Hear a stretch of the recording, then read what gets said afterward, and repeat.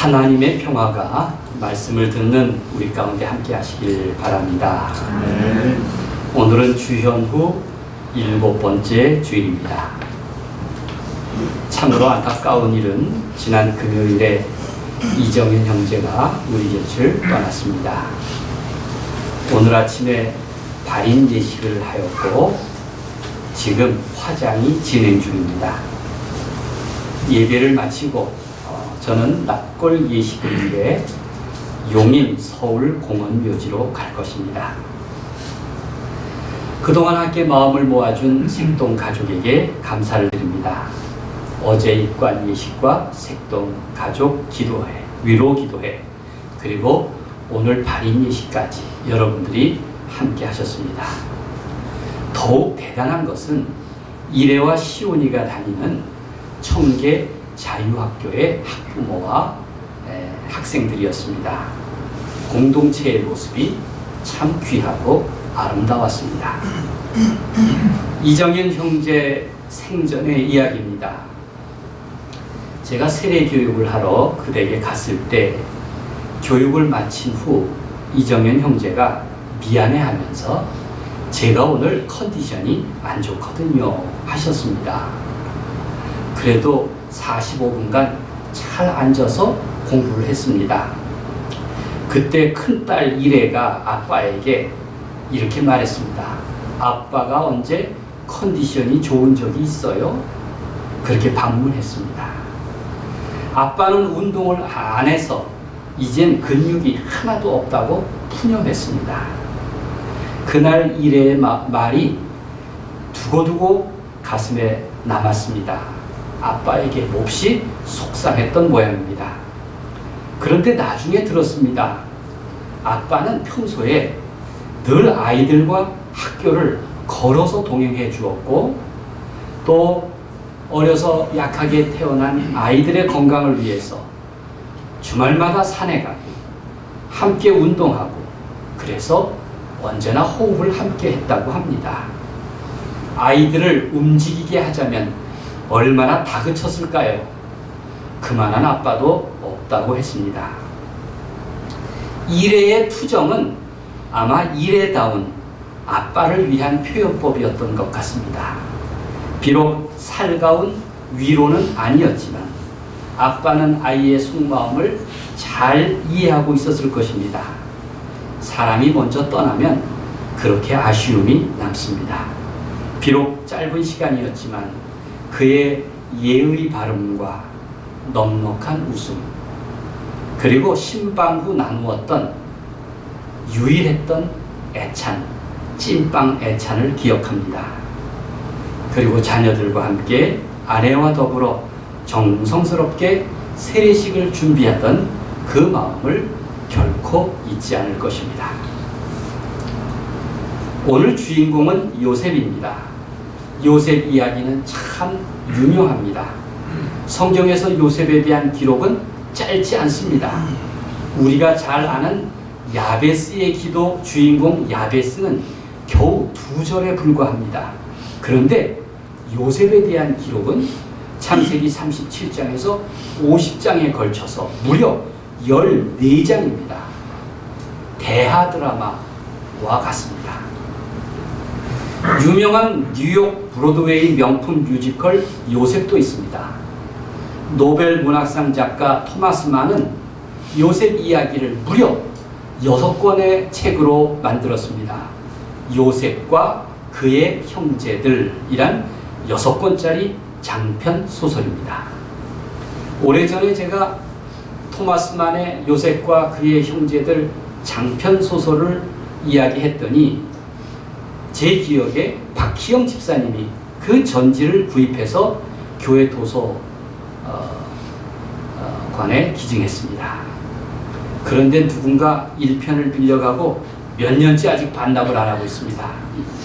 1권이 너무 두꺼워서 아직 못 읽은 모양인데 기다리는 사람이 있으니 빨리 읽고 돌려주시길 바랍니다.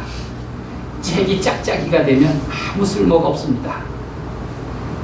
창세기는 족장사에서 아브라함, 이삭, 야곱의 가족 이야기를 들려줍니다. 그 중에 야곱의 집안은 별로 모범적이지 못합니다. 아버지 야곱의 생애는 윤리적으로 그다지 본받을 것이 별로 없습니다. 12명의 아들들의 행태 역시 고약하기 짝이 없습니다.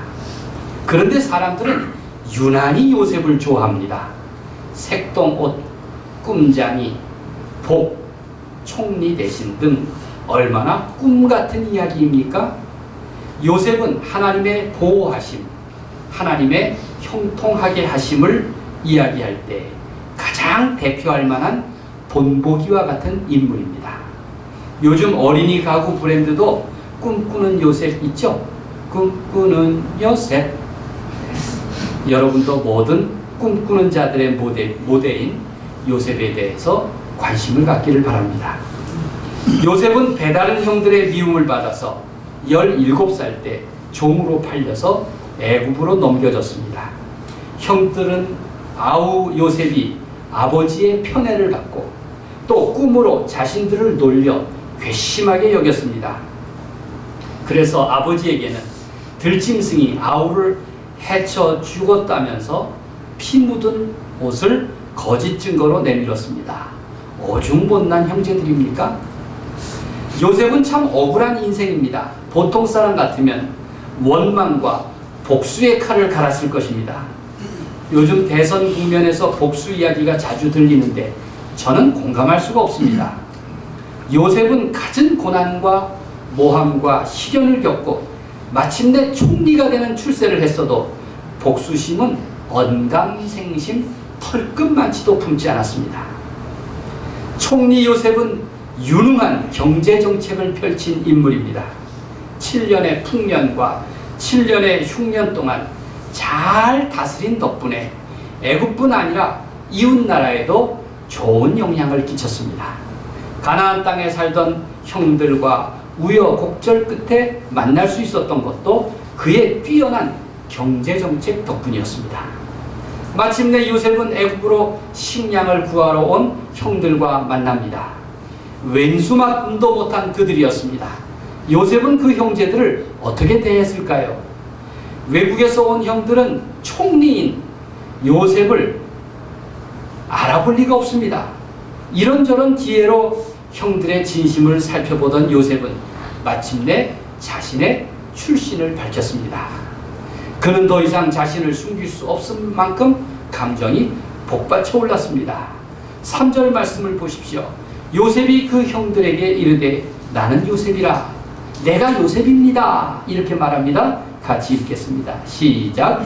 요셉이 그 형들에게 이르되 나는 요셉이라 내 아버지께서 아직 살아계시니까 형들이 그 앞에서 놀라서 대답하지 못하더라. 형들에게 난데없는 일이 벌어졌습니다. 그들은 말문이 막혔고 할 말을 잃었습니다. 얼마나 놀랐을까요? 마치 범죄의 현장에서 발각된 모습입니다. 무려 20년 전의 일입니다. 20년 전 그 비밀은 형들과 요셉 외에는 아무도 알지 못했습니다.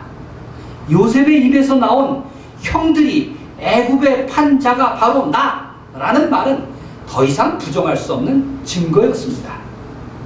4절 말씀을 계속 읽겠습니다. 요셉이 형들에게 이르되 시작. 요셉이 형들에게 이르되 내게로 가까이 오소서. 그들이 가까이 가니 이르되 나는 당신들의 아우 요셉이니 당신들이 애굽에 판 자라. 가까이 오라고 해서 속삭이듯 한 말이 다른 사람은 듣지 못하게 그 형들에게만 말하기를 나는 당신들의 아우 요셉입니다. 당신들이 애굽에 판 바로 그 아우입니다. 라고 얘기한 겁니다. 모든 일에는 반드시 목격자가 있습니다. 보스니아의 회교도 세아드 메다노비치는 이런 말을 했습니다. 하나님은 모든 범죄에 대해 목격자를 하나씩 남겨두신다. 하나님은 모든 범죄에 대해 목격자를 반드시 하나씩 남겨두신다고 했습니다. 그는 1990년대 발칸 전쟁과 피해 학살에 대해서 증인으로 살았습니다. 그러니 정직하게 살아야 합니다, 여러분. 다 목격자가 있습니다. 마지막 심판이 있기 때문입니다.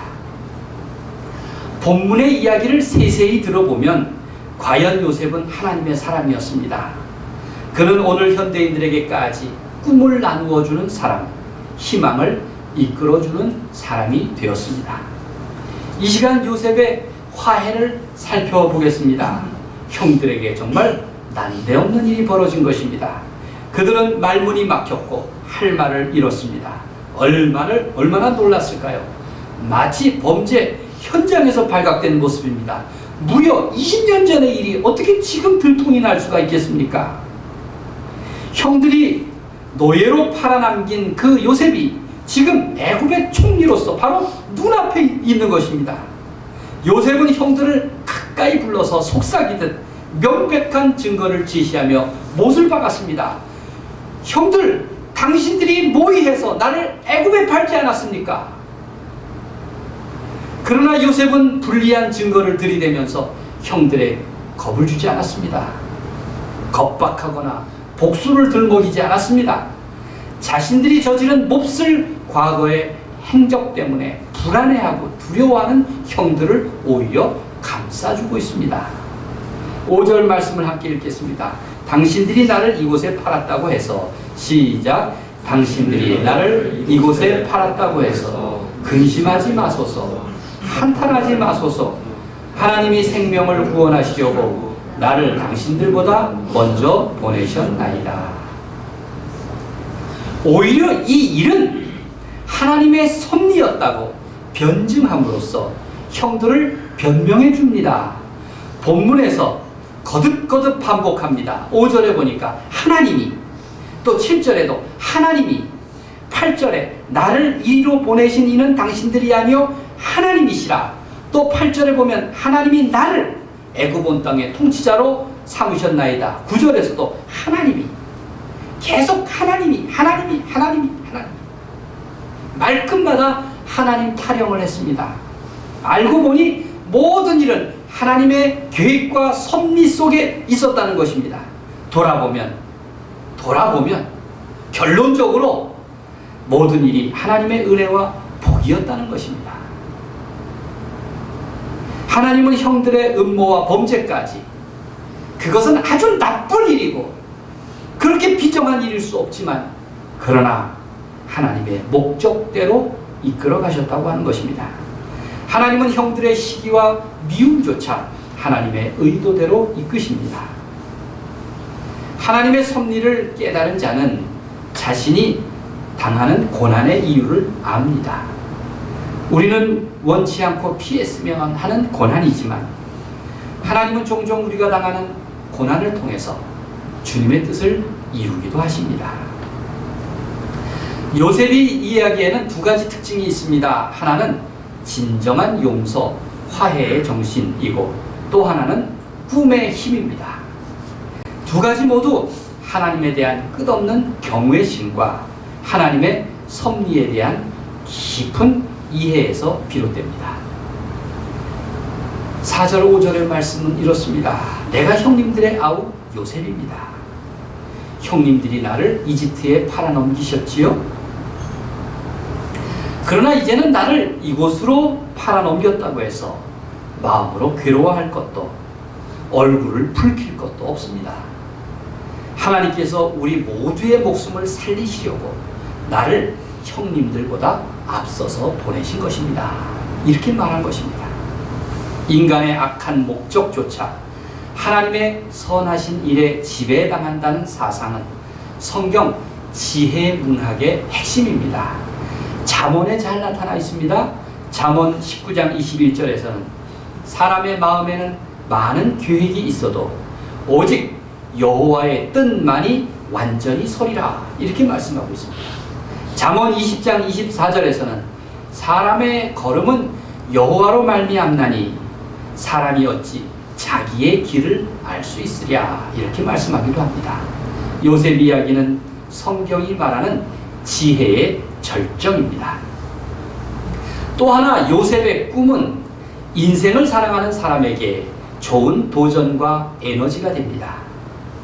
요셉이 어린 시절 아버지의 귀염을 받으면서 채색 옷을 입고 자랐다는 대목은 바로 우리 자신을 연상시킵니다. 이 채색 옷이 바로 색동옷 아닙니까? 하나님의 약속인 무지개를 표현하는 꿈의 상징이 아닐 수 없습니다. 뉴욕 브로드웨이 쇼 중에 요셉과 놀라운 꿈의 색동옷이라는 뮤지컬이 있는데, 이건 제가 붙인 제목입니다. 요셉과 놀라운 꿈의 총천연색 옷, 이게 이제 원래 제목입니다. 이 드라마의 마지막 장면에서 요셉이 등장해서 꿈이 이룩하리라는 독창을 부릅니다. 주님, 나를 출발점으로 보내주세요. 빛도 흐리고 꿈도 흐립니다. 세상과 나는 기다리고 있습니다. 나에게 색동옷을 주세요.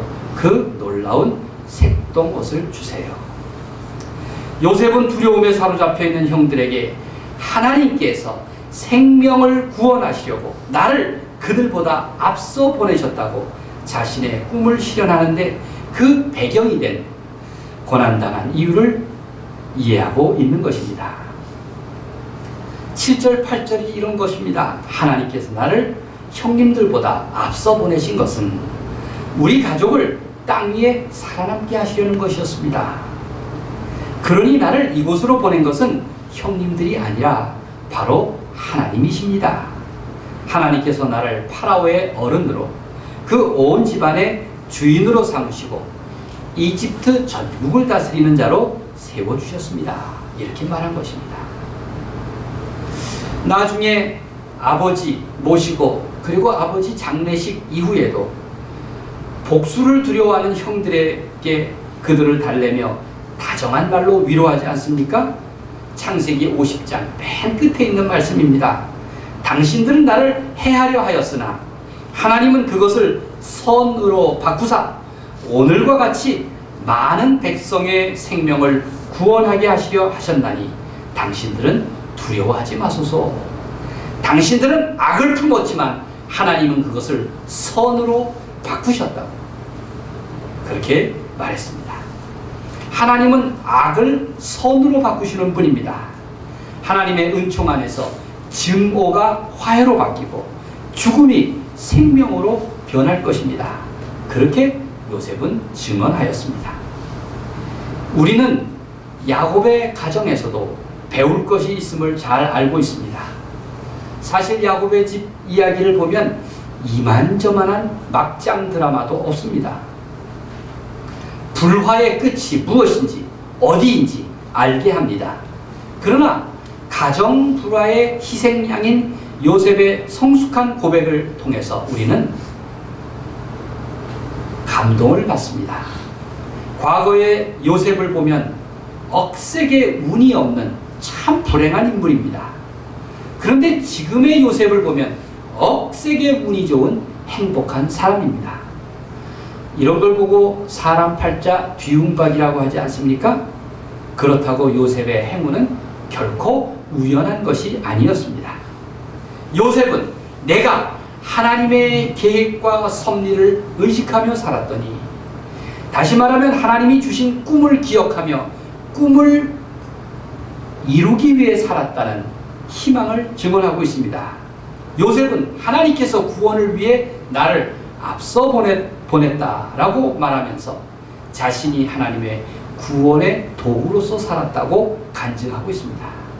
구원의 도구가 된다는 일, 얼마나 소중한 일입니까?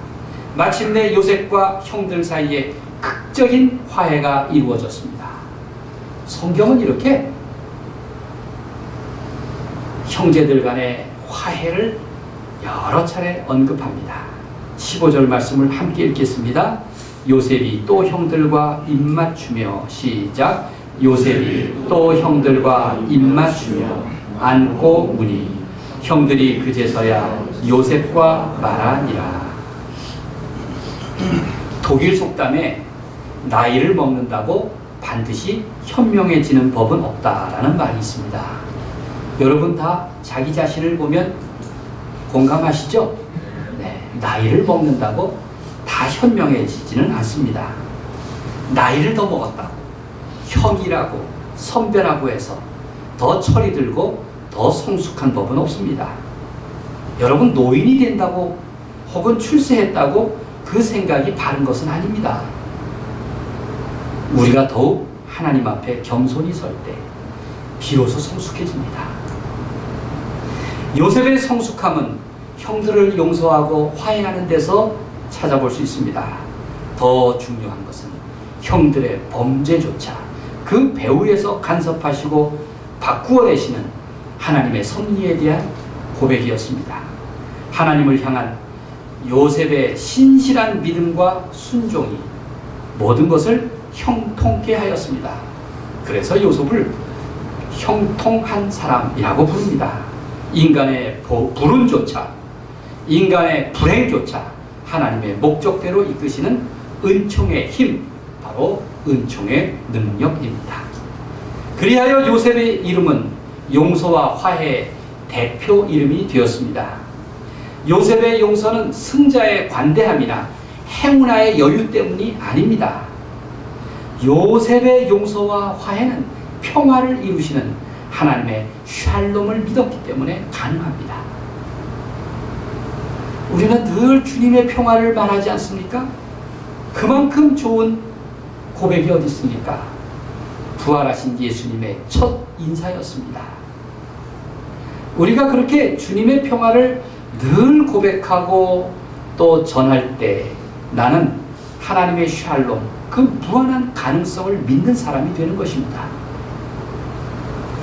무엇보다 요셉은 화해자의 전형을 보여줍니다. 요즘처럼 화해가 필요한 세상이 또 어디 있습니까? 파스칼은 팡세에서 요셉은 예수 그리스도를 예표한다, 그렇게 말했습니다. 요셉은 예수 그리스도를 미리 보여준 사람이라고 그렇게 말했습니다. 무슨 근거일까요? 요셉은 죄가 없음에도 형제들에게 은 20에 팔리지 않았습니까? 예수님도 아무 허물이 없지만 유다에게 은 30에 팔렸습니다. 요셉을 통해서 미리 예수님을 볼 수 있는 증거는 여러 가지가 있습니다.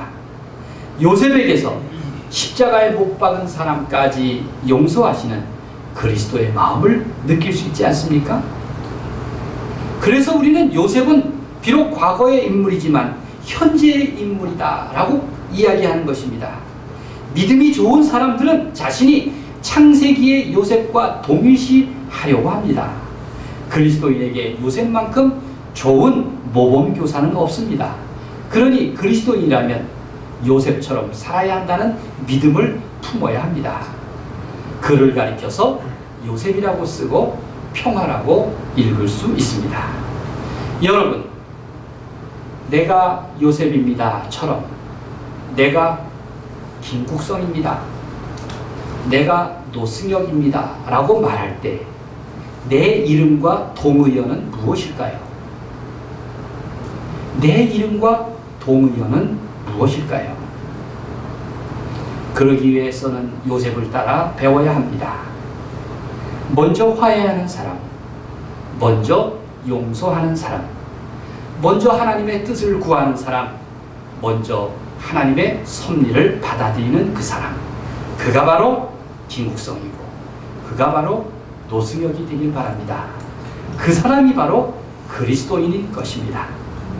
아마 고 이정현 형제는 하늘나라 입구에서 자신에 대해서 말할 것입니다. 내가 이정현입니다. 과연 이정현이라는 그 이름에서 어떠한 동의어를 찾을 수 있을까요? 저는 나는 그리스도인입니다 라는 동의어가 반드시 발견될 줄로 믿습니다. 그러니 이렇게 기도하십시오. 주님, 나를 다스려 주십시오. 먼저 화해의 손을 내미는 하나님의 자녀로 살게 해 주십시오. 남을 위해서 기도한다는 것은 이미 그와 화해했다는 증거가 됩니다. 하나님께서 여러분의 삶을 인도하시고 내 인생과 동행해 주시기를 바랍니다. 그리하여 선하고 강건하며 평화로운 인생을 살아갈 수 있기를, 가족과 함께 평생 즐거움을 누릴 수 있기를 우리 주님의 이름으로 간절히 축원드립니다. 아멘. 기도하겠습니다.